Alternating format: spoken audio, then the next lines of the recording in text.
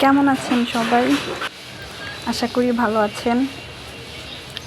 আজকে বিকেলবেলা একটু ঘুরতে বের হয়েছিলাম।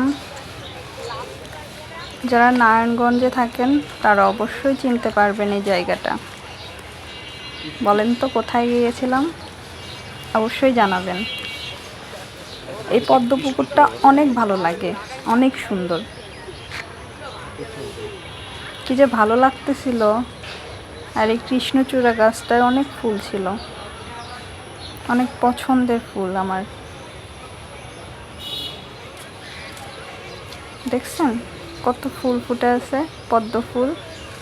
আর পদ্ম ফুলের পাতার উপরে সাদা সাদা সাদা সাদা শিশিরের মতো জমেছিল, মনে হচ্ছিল একটি ডায়মন্ড। অনেক ভালো লাগছিল দেখতে।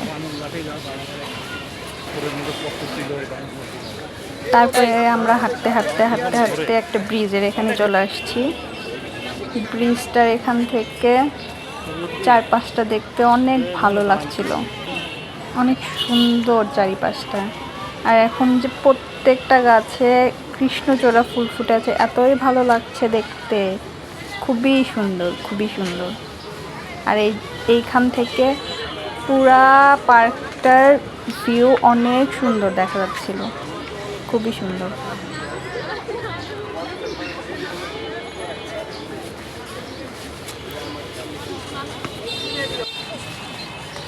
দেখছেন আবারও কৃষ্ণচূড়া ফুল গাছ। প্রত্যেকটা জায়গাতেই আপনি এখন কৃষ্ণচূড়া ফুলের দেখা পাবেন, অনেক ভালো লাগে।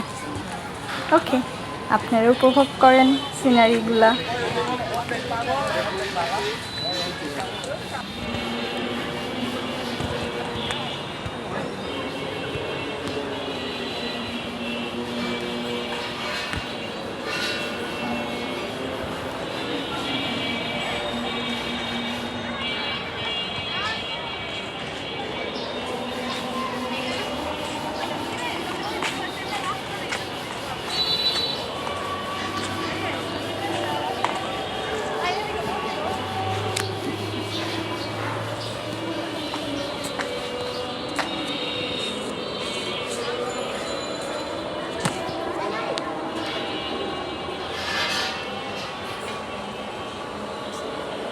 الله أكبر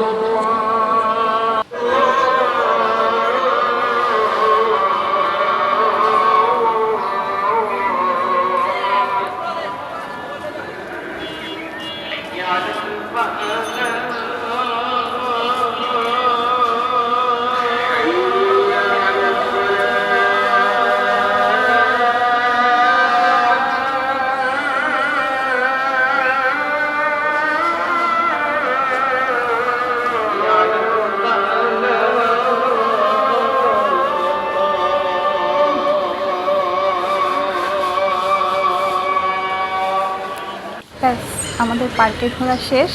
এখন আমরা চলে আসছি 1 কাপ চা খাইতে।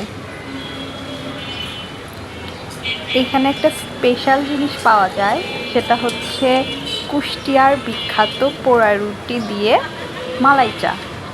এটা আমাদের নারায়ণগঞ্জে প্রথম, হয়তো এখানেই পাওয়া যায়। তাই আমরা দেরি না করে চলে আসলাম পোড়া রুটি আর চা খাইতে। চলেন খাই।